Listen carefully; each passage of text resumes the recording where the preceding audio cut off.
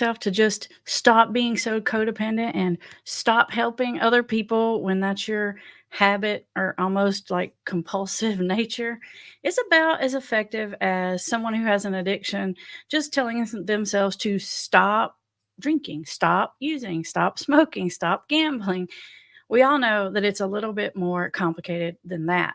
When we have these behavioral patterns, which happen over and over and over again, they get pretty entrenched in our habits and sometimes even in our personality, especially when it comes to a topic like codependency. If you really want to break free from those codependency cycles, you're going to have to address the root of the matter. And so in this video, we're going to be talking about what are some of the possible roots that could be triggering this behavior in you. Now, this video is not designed only for people who have addicted loved ones. This is about codependency in general. Codependency can apply to anyone and everyone.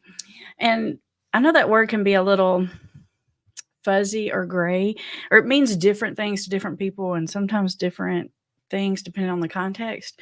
But what I mean for the purpose of this video, when I'm talking about codependency, it's when you're sort of continually overly sacrificing your own needs to help someone else's issue, fix their problems.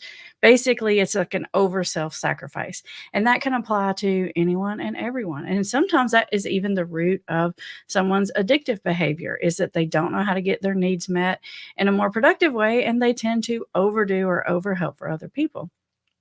So it can truly happen to anyone. When the word first started being thrown around, it came out of this book Melody Beattie wrote called Codependent No More, was sort of the first. There's like hundreds of books on codependency now. And in the concepts in that book, it was about sort of her relationship with an alcoholic or addicted loved one.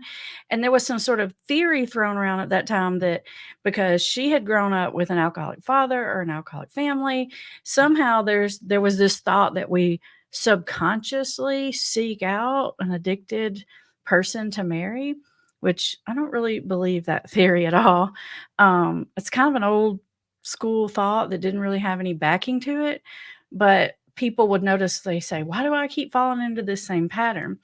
And I would say it's not so much that you're picking a person with addiction to have in your life or like drawing them in like magnets, as some people might want to think, but more if you tend to have codependency, you probably keep them around longer and self-sacrifice longer and find yourself stuck in a situation with someone who has an addiction longer than someone else who maybe would have set a boundary earlier.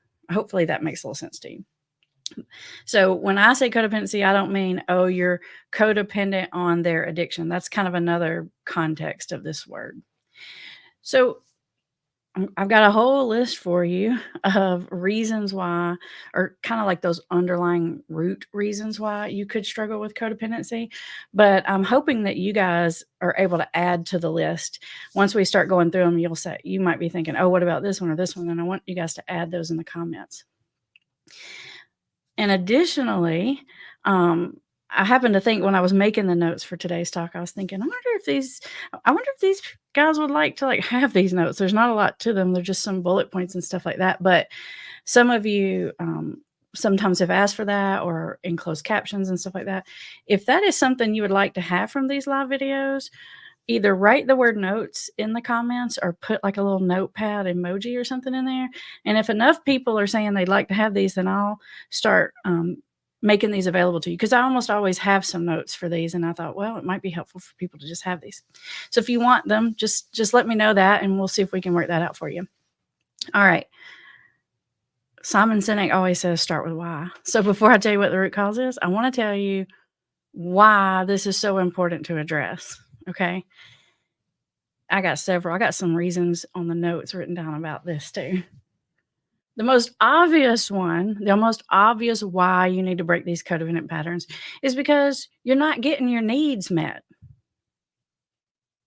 And honestly, of the ones I've got listed up here, That's probably the least important one, honestly, because a lot of you are like, "That's okay. That's all right. I don't mind." So that's not really enough probably to, like, trigger you into action. So it's important, but if you struggle with codependency, it may not be important enough to make you wanna change. But some of these other ones I'm about to tell you might be.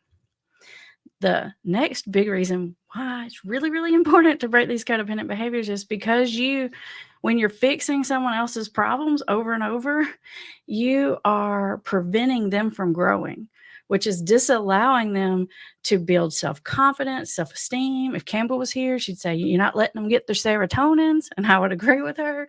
You're robbing the other person of that. Additionally, let's add to the list. Additionally, you may not recognize this, but the people around you will recognize this. So if you don't believe me, ask the other people around you, not the person that you're codependent with, but like the other people. Is that i- if you get in a real codependent type situation with someone, as in there's a person in your life that has a lot of needs and you're constantly like self-sacrificing and you're helping them all the time, the other people in your life who care about you, who love you, who want to be around you, who needs your time and attention too, start to suffer. And it's easy to say, well, they're okay, this person's not okay, so they're all right over there, I just sort of need to put that off, and I'll get to that. You don't realize it, but you put that off and you put that off and you put that off till you've neglected those other relationships and sometimes permanently damaged them because of that. And it can be a little bit hard to understand because you may think, well, they're okay. They're fine. They can cook their dinner. They can do this without me or whatever. But over time, you can seriously rupture your relationships. For example, let's say you have an adult child who's addicted and you have a partner. Maybe this partner is not even the child's parent. Maybe you went through a divorce or something like that. But even if it is the child's parent, you can get so consumed with that child that your partner becomes resentful. Um, and this is beyond just disagreeing with you about how to handle it. There's that. We have other videos on that. But just resentful that you're so consumed with that. Your other children can become frustrated and resentful. Your coworkers maybe get upset because you're calling out or you're just sort of like halfway doing your job. And that when you're not taking care of your own needs, when you're not getting your needs met, guess what? That leaks out onto the people around you. And so then it falls on those people. And a lot of times that's that kind of thing that happens behind the scenes and it happens sort of slowly. We don't really quite recognize the magnitude for which that's going on. The other thing, other really big reason, I've talked about this one before, is when you overly self-sacrifice for other people, you end up building big old giant resentments. And that's a problem for a number of reasons. But one of the biggest reasons is because you're going to act out on that resentment. You're going to either take it so long that you just blow your top one day and say a bunch of mean, nasty, hateful, terrible things, or you're going to sort of let it out in these little passive aggressive jabs every chance you get, these little comments that are like I call them smarky remarks.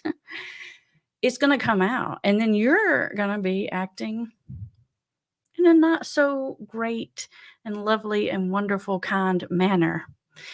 And that again hurts you. It hurts the people around you. It just has that domino effect. Hopefully, you can relate to one of these reasons. Hopefully, one or multiple of these reasons is enough to sort of say, all right, I'm going to deal with this. If you can think of some more reasons why, you guys list them for me in the comments. All right, now let's get to those root reasons. Why do you keep doing this? What does it come down to? It could be a number of things, actually. Uh, when I was doing a little research on the topic, somebody said that codependency comes from insecure attachment, or anxious attachment is another word for that, which could be true for sure. But I was thinking it's really a bigger problem than that. If you're not familiar with what insecure attachment is, it has to do with like early childhood development. It has to do with the way you attach to people. If you kind of have like a fear of losing people or a fear of abandonment, that would be the kind of thing that we're talking about here. And so if you have that deep down fear that someone's going to leave or you're going to lose someone, you may overly self-sacrifice thinking that that's going to keep that relationship for you. But there are other reasons too. That could be one. Maybe that's your root reason. If it is, then that's the thing that you have to address if you really want to get over this behavior. Maybe you have a fear of other people being uncomfortable. There could be a number of reasons why you have that fear. Maybe you're like a highly empathetic person, and when they're uncomfortable, you're really uncomfortable to some degree. Maybe in your childhood, when other people got upset or bad things happened, they acted out in such a way that they did bad things, and then that fell down on you. So you have this learned behavior of trying to keep them calm, trying to keep other people sort of smooth or stable. Maybe the root cause of your codependency is irrational guilt. And that could be coming from a number of places too. Maybe you feel like, well, I have all these nice things and other people don't, and I have a responsibility to share or help or something like that. This irrational guilt can come on where you feel like you've done something wrong. And that's why it's irrational, because usually, I mean, guilt means we've acted in a way that's against our value system towards somebody else. Usually, we've done something wrong. But other people creating problems for themselves, that's not on us. And so when we have that guilt for the uncomfortableness that other people are suffering because of their own choices, then that's what makes it the irrational guilt. Not too long ago, I did a reaction video to this other YouTuber is a doctor, and he does these like videos where he talks to people live. They're really cool. And one of the things that he always says in his videos is choose guilt over resentment. And I really like that. I mean, choose resentment over guilt. I said that backwards. Erase that. Choose resentment over guilt. You'll feel guilty. So it means let it happen and feel guilty and know that that guilt is irrational versus doing it and then holding that resentment, because that resentment is going to brew into a lot of other negative things in your life. So if you're going to feel guilty, sometimes you just have to live with that guilt. But you should really examine it and say, I really should feel guilty if I feel like I did something wrong. And so you got to ask yourself, did I really do something wrong? Sometimes you'll see parents have this kind of guilt. I call it like parent guilt. And they may think, well, what if my kid is struggling with addiction because I got a divorce or because I work too much or something like that? And I hear what you're saying when you have that thought, like maybe I contributed somehow. Unless you are giving your kid substances as a kid, like you're literally contributing to it. Yeah, those are things that maybe you wish you could have done differently, but I don't think I would let that guilt, number one, make you make choices that you know are not great choices, like enabling choices, which happens to a lot of people. I see it specifically a lot in divorce situations. It's like, divorced their dad and he's a jerk and he treated them like crap and I feel guilty about it. So now I feel like I have to make up for it. You see this in divorce situations a lot. This sort of like trying to overcompensate, basically, is what it is. So watch out for that one. Maybe you have, and this is the most difficult one, I think, to overcome. Maybe the reason you keep fixing other people's problems, overly self-sacrificing, putting yourself in a bad situation for someone else is because you're afraid of what's going to happen to the other people in their life. Hopefully that's not too confusing. I see this most often when the person with the addiction has children, or the person, it doesn't even have to be person with the addiction. Really, it could just be person has children, and you feel like if you don't fix it or help this person, that their children are going to suffer. And it could be other people around them, but it's almost like you're not exactly doing it for that person, but you realize that if you don't, there's a whole other group of people that are going to suffer. And so then you feel like you have to for those other people. That is probably the hardest one to break, because there's this empathy inside, and you know that it's usually not, especially when it's children, those other people's choice. and they don't have any power in the situation. Um, if you're doing that and you're worried it's going to hurt other people around them, but those other people are adults, then I would say those other adults, that's their choice. So that's that irrational guilt we need to come back to. Now, I want to spend just a little bit of time talking about ways to work on this. Now, plan A, stop doing it. If Campbell were here, she does a better job with this. She'd say, stop it. But if you feel like you can't stop doing it, then at least back off. Okay. Let's do some damage control stuff here. Could you at least delay fixing the problem? Right? Could you let them sit in it for a bit? Because, hey, they might solve it if you just let it sit for a minute. Some of us fix other people's problems before they ask us to, before sometimes they even want us to. And sometimes you might have codependency so bad that you're literally fixing problems for other people that they don't want you to, and they get irritated at you, and they're kind of mad at you for stepping in. They're like, I didn't want you to do that. I'm good. I got it. Some people get frustrated with you. So at least if you can't not do it, can you delay doing it for as long as possible? Because a lot of times, like I said, people will step up. Could you possibly ask for something in return, right? Maybe an example might be, sure, I'll take your shift for you tonight because I know, your kid had this thing. Could you take my shift next Saturday? What I really like about this one is if this person says, no, I can't do that for you, it gets real easy to not do that for them because it becomes ultra super clear the nature of the relationship. So if you're going to sacrifice your needs to help someone else, it's really okay to do that occasionally. That's not a problem. What's a problem is if we're sacrificing our own needs over and over and over again for the same person or for the same few people. So ask for something in return. Hey, I can do that. Could you babysit my kids on this day? Because if you can keep the relationship, and it's not tit for tat, it's not scorekeeping, but if you can keep the relationship somewhat equal, you'll keep the relationship healthy. You'll build less resentment. They'll build less resentment towards you. If someone in your life really needs something, could you meet them in the middle? Could you possibly just not solve the whole problem?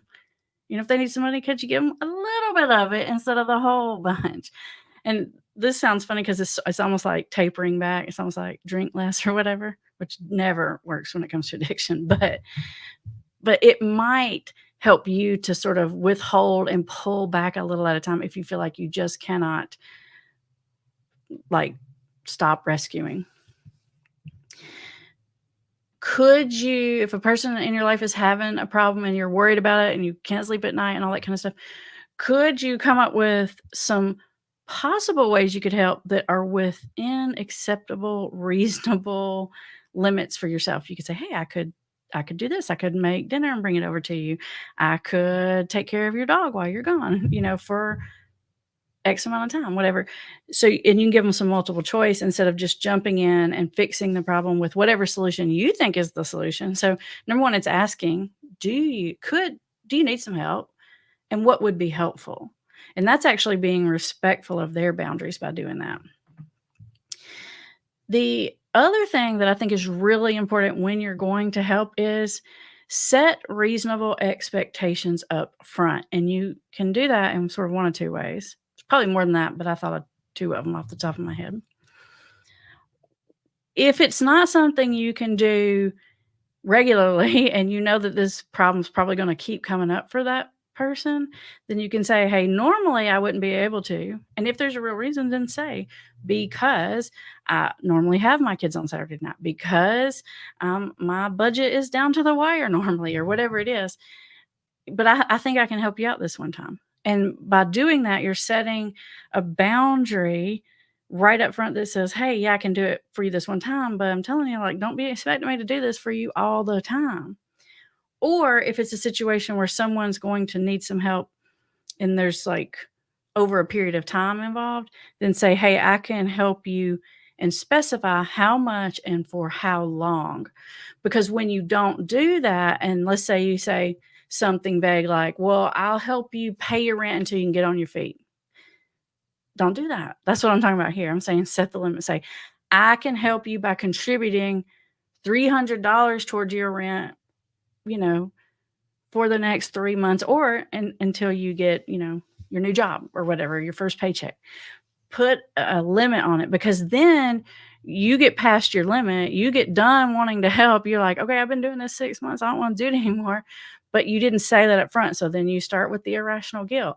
If you will set those boundaries and limits on what and how much and for how long and under what conditions, then you're going to save yourself a lot of heartache in the future by just setting the stage correctly. This probably isn't the case for the codependent relationship you're thinking of right now. Right now, you probably, if you're watching this video, you have some kind of codependent situation going on with somebody that's been going on for a long time. That's why you're watching the video. I'm not talking about that one. But if you've got that going on, you're likely to have a codependent type dynamics in the future with other people. So this is a preventative one, okay? If you're new in a situation, new in a relationship, you don't want to jump in and fix something right off the bat for someone. When you do that, you're literally setting the wrong stage. You're like saying, this is the rules of engagement for this relationship. It's kind of like when I used to be a school teacher, and they say you can start out strict and get less strict as the school year goes on, but you can't really start out less strict and get strict. You can, but it doesn't work very well. So if it's a new relationship going forward, start with too many boundaries is better. And then as you get to know that person, if it's safe, it's appropriate, you can let some of those boundaries back a little bit. But it's better to start with more boundaries. And these are just ideas of how to keep yourself out of that kind of codependent dynamic going forward. Because once you're in it, y'all know it's real hard to get out of. It's difficult. And then when you eventually do get out of it, then of course they see you as the bad guy. The person, I can't believe you did that to me. I can't believe you're not going to help me now. And even if you've been helping them for 10 years and you finally cut them off, and it's like, I can't believe you, right? Put you in the bad guy role. You change the rules and that's not fair. And then they'll start saying all that and they'll hit that irrational guilt button and then you'll be stuck. All right. So I am going to link at the end of this video the playlist for codependency, because there's more on this topic. But before I do that, let's say hello to the people that are watching live. And if you're watching on playback, hey, welcome. Glad you came back and watched this video. If you have a question or something you want to chat with me about or ask, put the word question or a bunch of question marks and something in the chat in front of your question, because there's so many of you and you talk to each other. And sometimes I don't know if you're talking to me, you're talking to each other.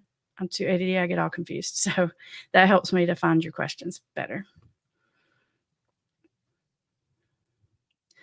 Hey, Jordan from North Dakota, and Bailey from Arizona, and Danielle from California, and Bianca from El Paso, Texas. MS, hello, hello, hello. Vicky, greetings from London. All right, hey. We got people from all over. We got Nana from Canada, Jordan from Dakota, Riri from Wisconsin, Maryland from Seattle. Look at all that. Carolyn says, I really need this. I'm stuck going in circles and not sleeping well. Yes. That's what happens. Your anxiety gets up. You're worried about them. You're mad at them. You're worried about you. You're worried about everything. And it impacts everything in your life. And when you said that, Caroline, you prompted me for some reason to remember, I think it was the sleeplessness part. I didn't say this, but one of the other root reasons why you could be struggling with codependency is childhood trauma, specifically complex childhood trauma. You could have been sort of a trained in you behavior. And that's a whole topic. I was going to say whole video, but probably a whole series of videos in and of itself. Terry says she tends to be codependent. Me too, Terry. I'm with you. I got a good bit of that in me too. I have to work on it all the time. Denise, hello, hello. Miss Reedinger says, my 32-year-old non-functioning addict and my fiance Wait, hold on. 32-year-old non-functioning addict and my fiance can't stop letting her destroy our relationship. I'm currently staying away from our home indefinitely as long as she is there. What do I do? Okay. This must be a situation, or I think this situation, Miss Readinger, where you're saying you're engaged to someone who has an adult child who's addicted, and this is one of those situations like we were talking about in the beginning about why to work on this, because your other relationship's suffering. What you're saying is, hey, I'm done. I'm out, because you can't, your fiance, I think is what you're saying, can't be there for you. You guys can't have a relationship because of that other situation. I think that's what you're saying.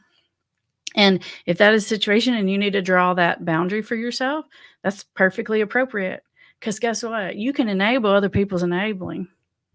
You can enable, and you can go back 10 levels on that if you want to, right? Like if you've got somebody in your life who's paying the bills for the addict, but then they can't pay their bills and you're paying their bills, then you're enabling their enabling. Oh yeah, it can keep going. All right, it says, what is the most important thing you can do to create boundaries? I would say the first thing you need to do is really understand boundaries, and I think that is hard. Boundaries are for yourself. This is the most sort of wrong thing that people do, or way they mess it up is the right term. This is the way people mess it up, is they try to say, you can and you can't and you won't and don't treat me. If you're trying to set a boundary for someone else, you're doing it wrong. Boundaries are for you. So that's the first thing, is really wrap your head around it. I've got a whole series on here about boundaries, and I'm telling you, you just can't watch that enough. You can't reinforce that enough if you struggle with codependency. I have to do it myself. And then the second thing you could do is look at why you're doing it. Are you having irrational guilt? Let's see. Riri says, I like set boundaries. I feel like the boundaries I set, the more I am resented and the more he drinks.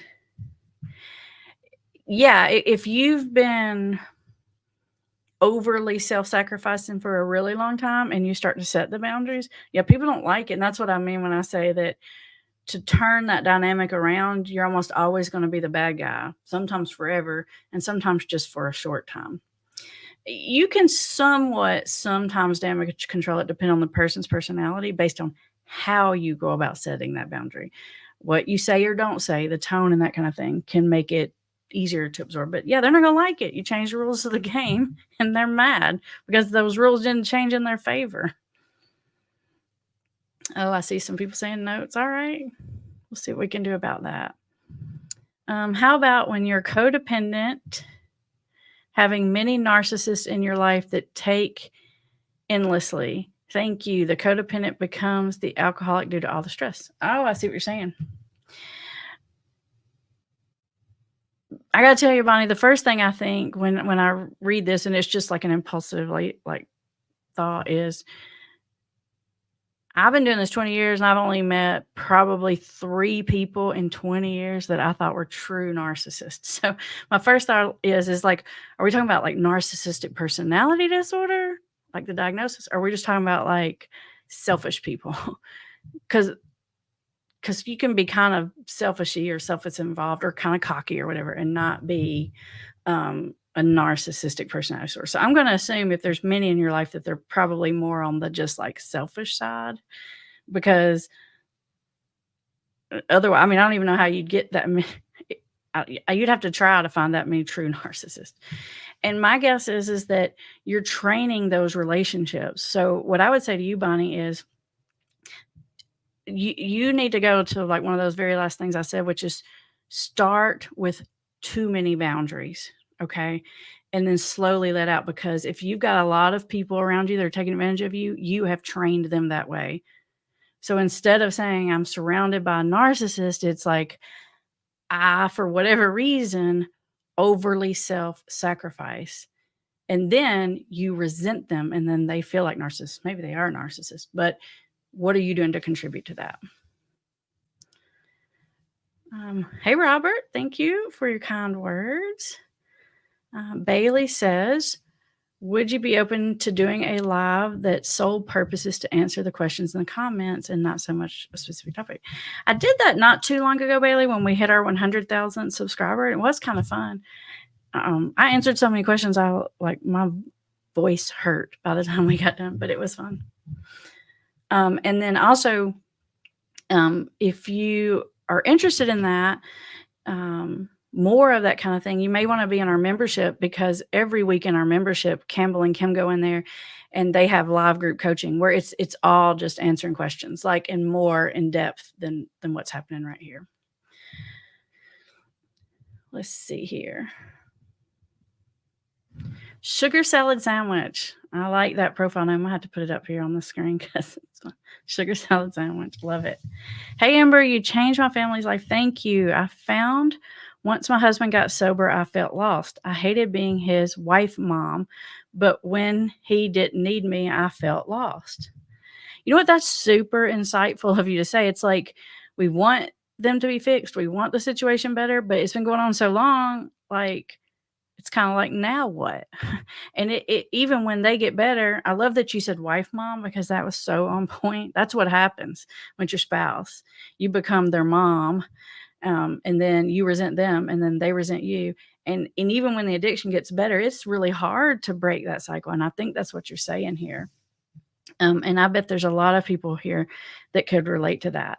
So I feel like you nailed it when you said wife mom. So if I were you, I'd start sliding back over into the wife category, and do a better job of asking for what you need, so that you can respect your partner more as your partner. Because when you're momming them, there's this like dynamic that's like this, like you're up here and they're down here, and that's why those resentments build. So try to get back on an equal footing with them, and part of that is letting them step up to the plate, asking them to step up to the plate in a kind way, and then you both appreciate each other more.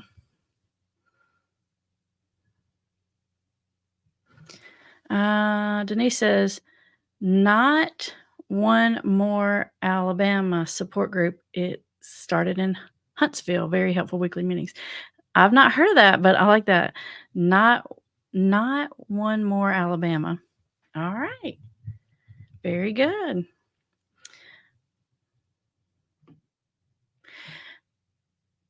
Oh, okay.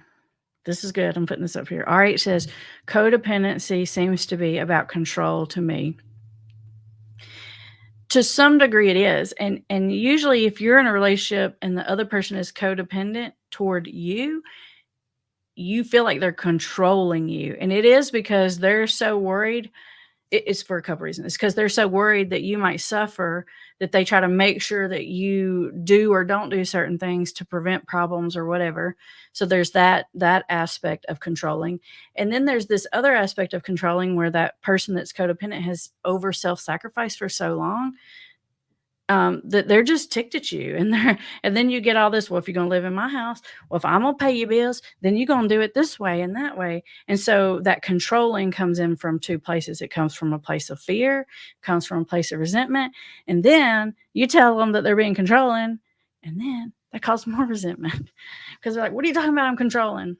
One of the things I like to say is, if you don't take control and responsibility in your life, then someone else will. Right.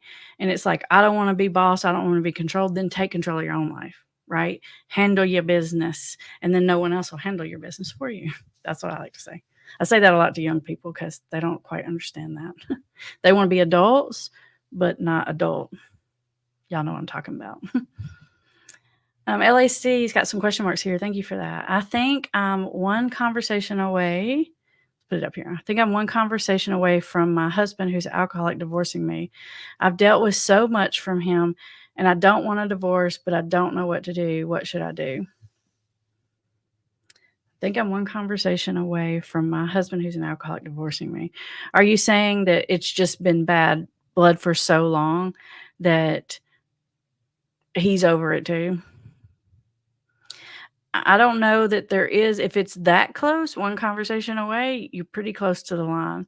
It can be brought back, because I never say never, but I'm not sure. And And I'm not sure exactly what's going on that's causing that dynamic, so I don't know that I can tell you for sure exactly what to do. I just need more details about it. I'm sorry, I can't give you a better answer. I wish I could.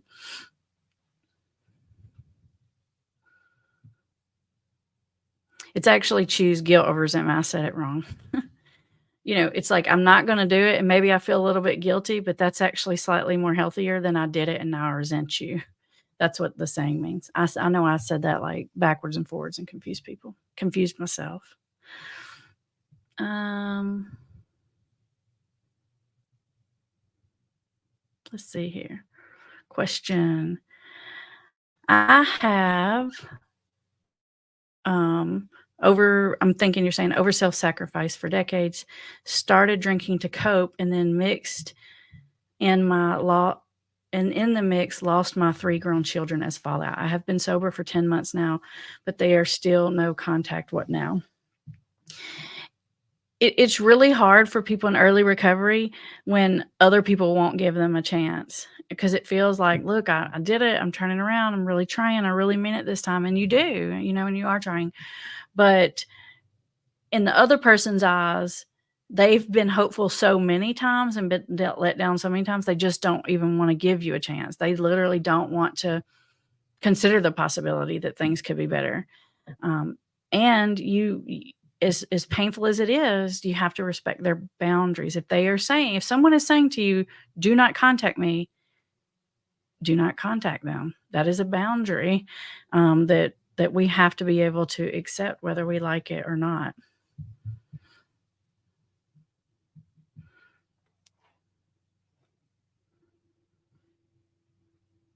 Let's see here.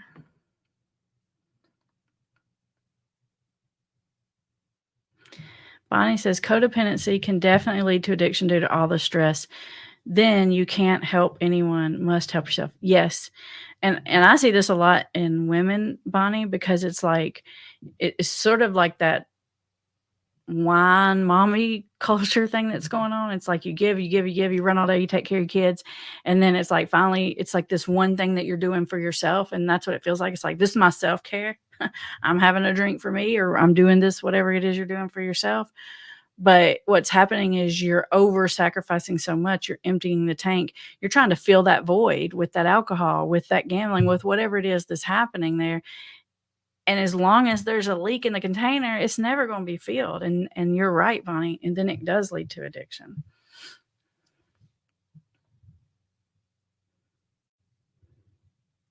The people who help behind your back are not helping at all. They're only making the process take longer, in my opinion. Yeah, I think you're probably right.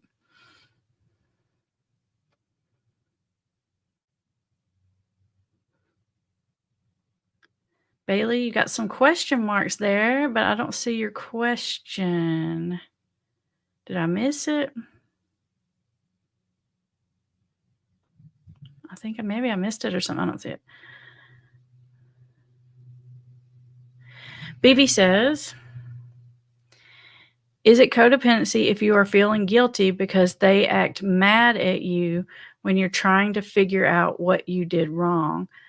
Like sometimes I express my anger and tell them the things. Is there more?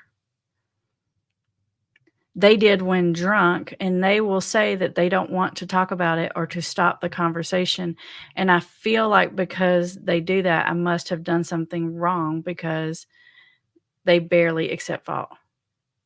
Well, I mean, sure, baby. You, you're wanting to show them or tell them something that's humiliating that makes them feel terrible. So, yeah, they don't want to talk about that. And if you're forcing that situation and you're trying to force them to see and hear what they've done, I know you're gonna think this is crazy, but that's actually you crossing their boundary. That's not a healthy boundary. A lot of people saying, "Yeah, like, tell them what they did or whatever." That's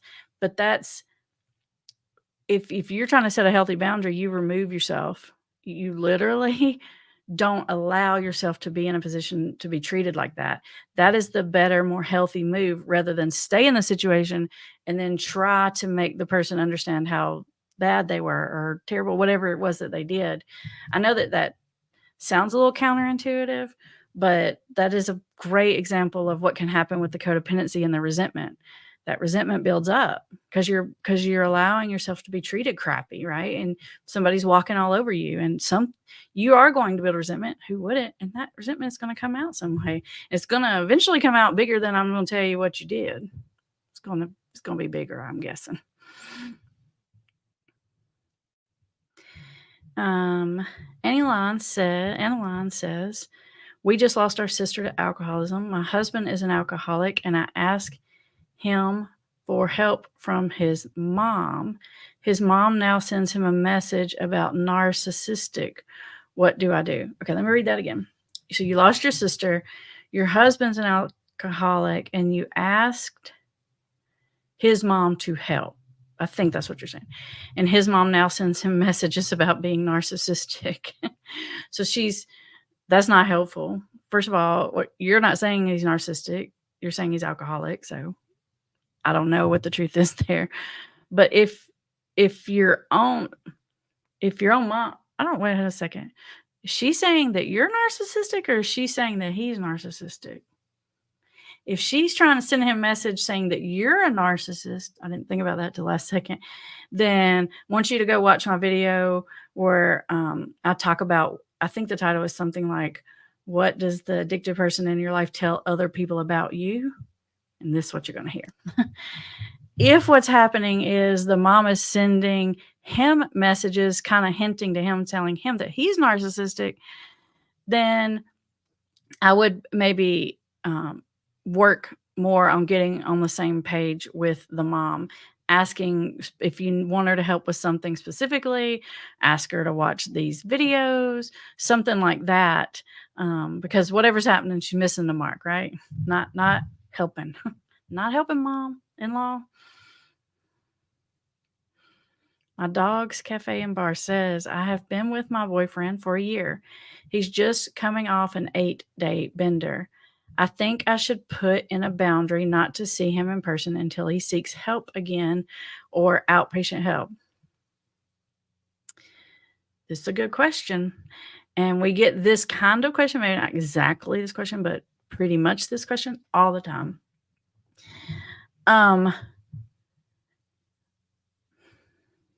This is probably going to backfire on you, is my first thought, because I don't think you're going to stick. And I don't even know you, but I'm probably projecting because I wouldn't stick. That's what, and most people wouldn't, because you think if I lay down the law and I tell them they got to do this or that or the other, then they're going to know I mean business and they're going to do it. Well, it rarely works that way. And then you're going to say, well, I'm not going to see you until you seek help. If you're really, really, really like sure you can do that and you mean it while your heart, then okay, do that. But if you're just trying to sort of ultimatum someone into seeking help, then it's probably going to backfire on you. I would say there's a lot of boundaries that could be set here in this situation. I don't know what happened on the 8-day bender. Like sometimes depends on what people use. They're like literally MIA for 8 days.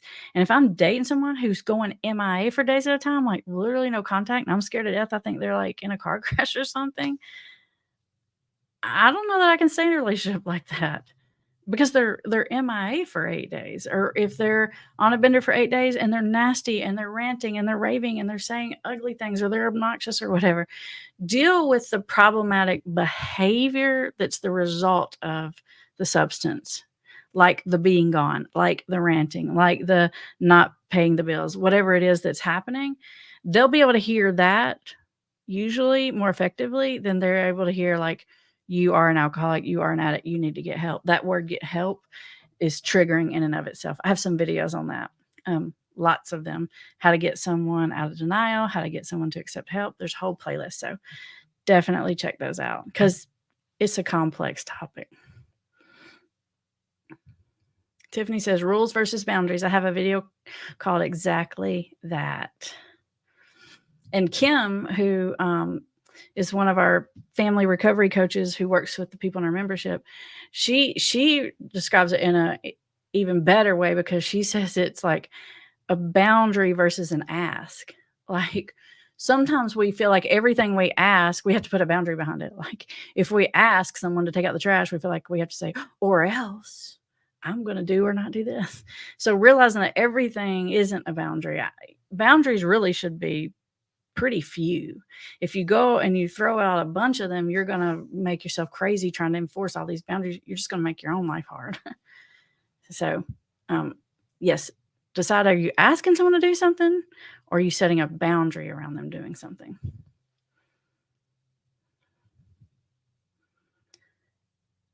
Let's see here.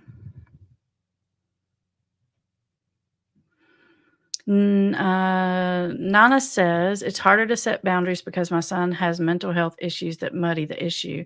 I know something needs to change, but it's so hard to know what. Without knowing what those mental health issues are, I probably can't give you the best advice here, Nana. Um, Almost anybody that has an addiction to the level that their family's watching my videos has a mental health issue. So I don't know if you mean they're kind of depressed, they're kind of anxious, or if you mean like they're in a full blown psychotic episode. Most of the time, unless it's something acute like they're suicidal or they're having like serious paranoid psychosis or something, if they're having any of those cute things, you have to deal with that mental health thing first. Like that's urgent emergency now. If it's more of a longer term chronic condition, you're probably going to have to deal with the addiction first because you're never going to be able to deal with that mental health issue until you would deal with the addiction. And probably what's going on here is over empathy. It's irrational guilt. And a lot of times people with addictions, they will use their mental health stuff as a way to avoid taking responsibility for the addiction. I don't know if that's what's happening here. I have a whole video on that too. But they'll sort of hide behind that. It's the only thing that helps me with my anxiety. I can't because the trauma, the this, or that. And I don't go for that myself. But if it's something severe, like imminent danger kind, then that's a different story.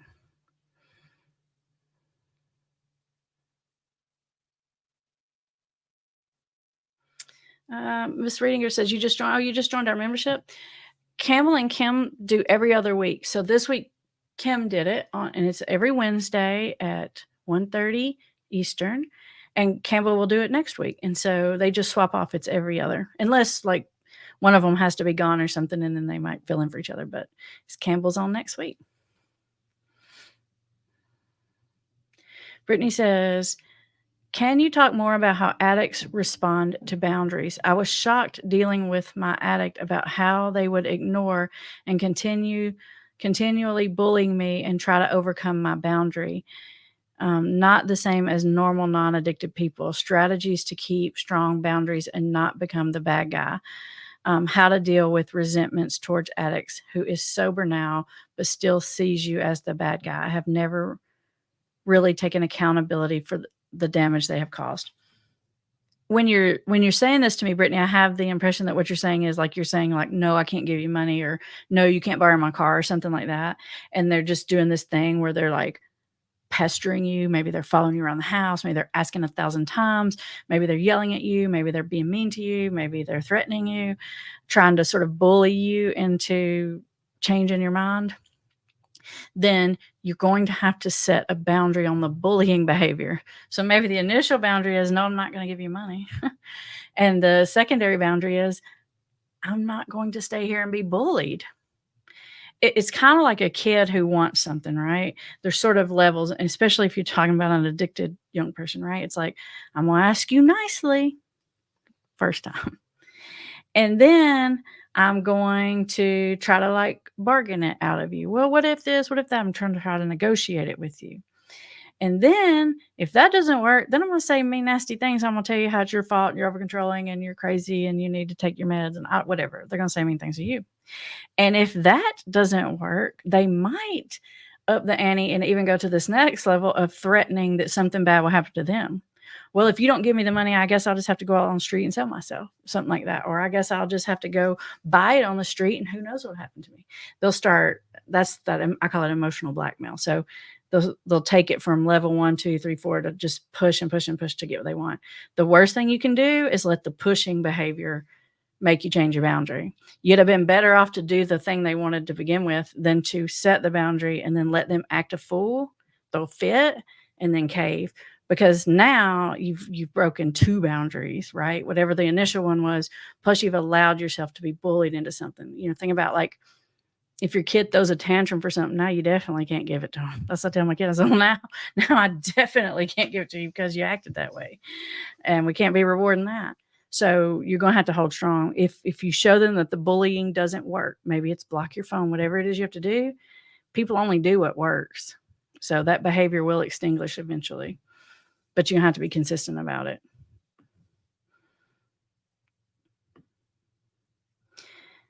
Hey, Mary, thank you for your kind words. Mary says, "Thank you so much for sharing your incredible wisdom and knowledge about addiction. You have helped so many in many ways. My husband, who's struggling with alcohol, is now seeking help." All right, that's fantastic, Mary. Was there anything that you did that you think was particularly helpful? Were there boundaries you set? Was there positive reinforcement you did? What did you change you think that helped contribute to that? Because I bet you did some things.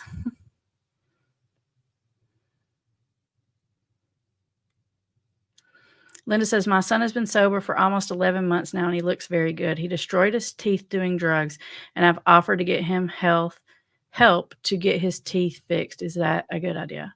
I think it is. If someone's helping themselves and you're helping, like they're working and you're helping come alongside them, because he's 11 months sober, so he's working on something, and you're helping them, then that's called helping, and you're gonna both walk away with a good feeling of it. If he was trying to help himself and then you're just doing this, that's when you're gonna walk away with a bad feeling. So, yeah, I would say now would be a good time to do that if you can, and within what's reasonable for you. Like, don't put yourself in jeopardy to do it, but if you can reasonably do it, then yeah, I think that's fun. I think that's great.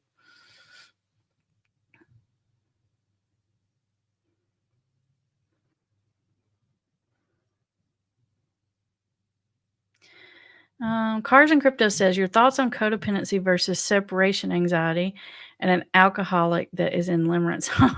Cars and Crypto, you're throwing like 10 things at me. I don't even know how to separate out what you're saying. Let me read it one more time.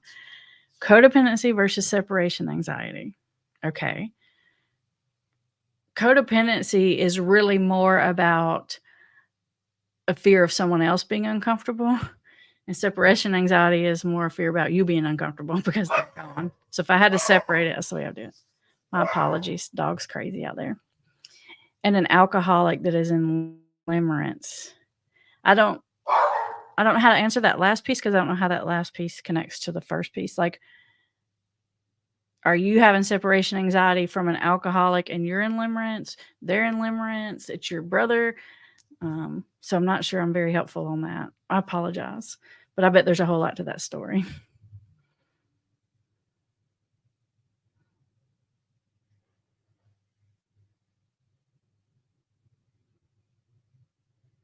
Okay, hold on. LAC is saying there's more to this conversation, LAC, but I wanted to address it because this last little piece you put here. For the last few years, when I asked him what he wanted, all he said was, "I don't know." What might be helpful is to give multiple choice when someone, because sometimes people don't know. So you can say, "What about this or this or this or that?" and let them pick. I do that in therapy a lot. I would say, listen to what someone's saying. I'm saying, "Is it more like this or like that?" And they'll say, "More like that second one." So giving multiple choice might be helpful in a situation like that.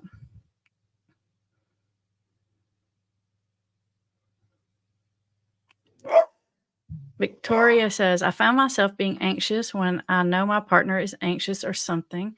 I just think he is, so I ask. It's weird. I wish I could break the codependency. I took care of him in active addiction a lot." So probably what's happening here is you have a fear. If he's anxious, you're afraid he's going to relapse back. That's what I'm reading into this. I think that's what you're saying. Because you're saying you took care of him in active addiction, which tells me he's not in active addiction. And so probably when he gets anxious, you get scared that's going to send him back. And one of the things you can do for someone else that's anxious is be calm and reassuring versus being anxious, especially if it's your concern that they're going to like relapse back. When people come into me and they're like anxious and they're, in recovery, I say, "You got this, dude. Like, here, we got some options." And that calmness in you can be helpful for them. But I also realized, Victoria, that you probably have some trauma if that's what's happening, if you're scared he's gonna relapse, and that can be hard that can be a hard thing to control.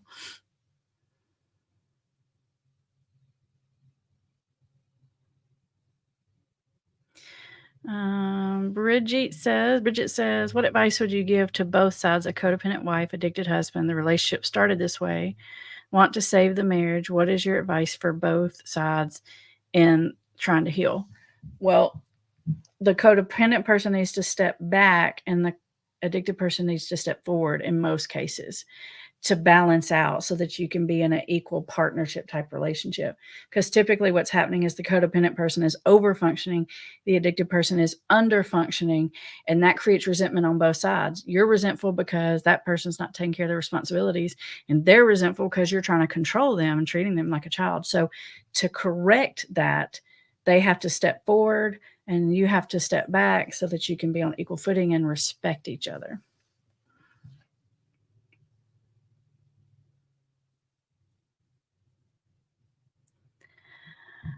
Alicia says codependency. Isn't that an outdated term? Yeah, kind of is.